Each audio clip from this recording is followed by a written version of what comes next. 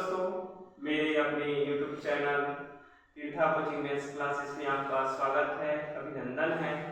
तो मैं आपको अगला जो प्रश्न है, नीचे दी गई समांतर श्रेणियों के अगले 3 पद ज्ञात कीजिए में प्रश्न दूसरा को बताऊंगा। इसके पहले मैं पहला क्वेश्चन को बताया था इसका, अब दूसरा बताऊंगा। क्योंकि इसमें का कंडीशन थोड़ा सा फेस है, इसलिए जो है अगला वीडियो बनाना पड़ा।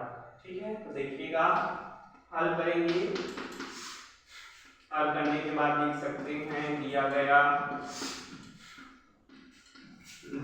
समांतर श्रेणी है, दिया गया समांतर श्रेणी करके लिख सकते हैं -11 -8 -5 -2 इस प्रकार से।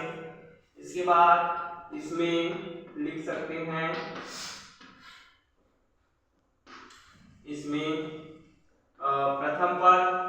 प्रथम पद को हम लिख सकते हैं, प्रथम पद को दर्शाते हैं A1 से।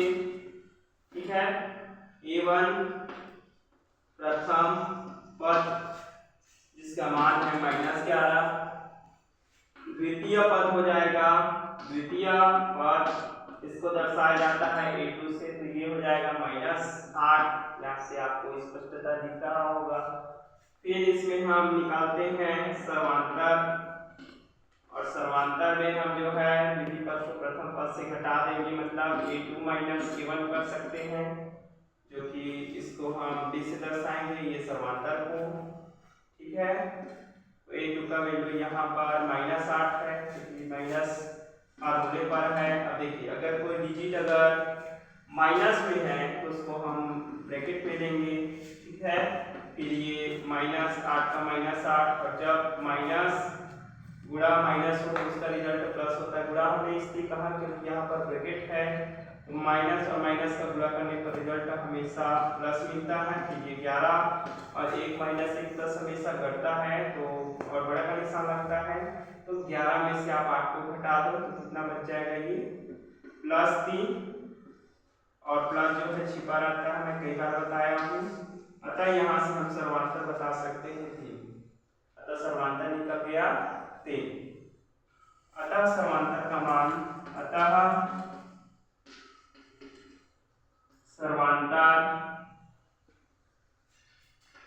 D बराबर 3 होगा। यहाँ तक आपको समझ में आ गया है, तो इसके आगे मैं और बताऊंगा। अर्थात इस समांतर श्रेणी में -11 -8 -5 -2 टेस्ट हेलो डॉट जो भी हुआ, तो समांतर लेंगे D बराबर 3। निकला था, यहाँ से मान निकल गया था, बताया था कुछ देर पहले।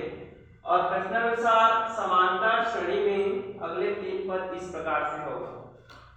तो अगला 3 पद इस प्रकार से होगा, चूंकि इसमें प्रथम पद, द्वितीय पद, तृतीय पद, चतुर्थ पद, चतुर्थ पद पंचम आएगा, फिर षष्ठ, फिर सप्त, ऐसे आएगा, इसको लिखेंगे।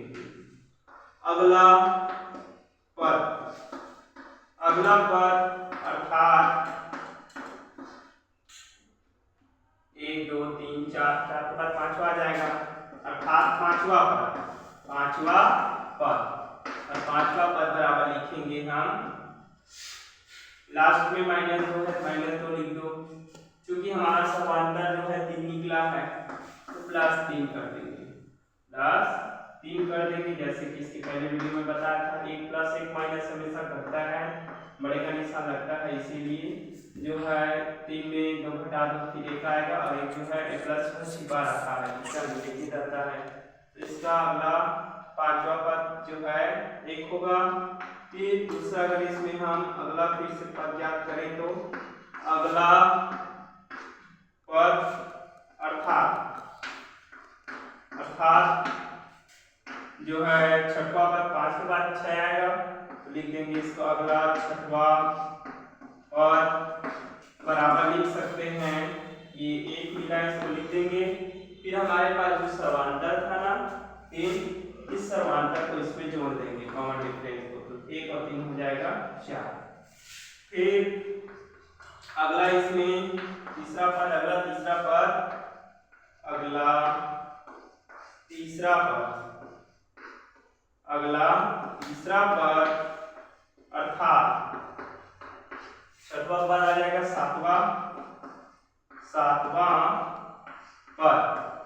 तो सातवां पद के लिए आ जाएगा, ये ऑलरेडी 4 निकल चुका है, छठे पद से मान 4, तो इसमें हम फिर से हम इंक्लूड कर देंगे इस सर्वांतर के वैल्यू को, तो ये 3 आ जाएगा, 4 3 हो जाता है 7, जो कि हमारा कंप्लीट आंसर तैयार हो चुका है और आपने अपना कीमती समय निकाल के देखा है, तो इसके लिए धन्यवाद। अगर आपको अच्छा लगा होगा तो अपने मित्रों को जरूर इस वीडियो को साझा करें। थैंक यू फॉर वॉचिंग और हमारे इस यूट्यूब चैनल से हमेशा जुड़े रहें।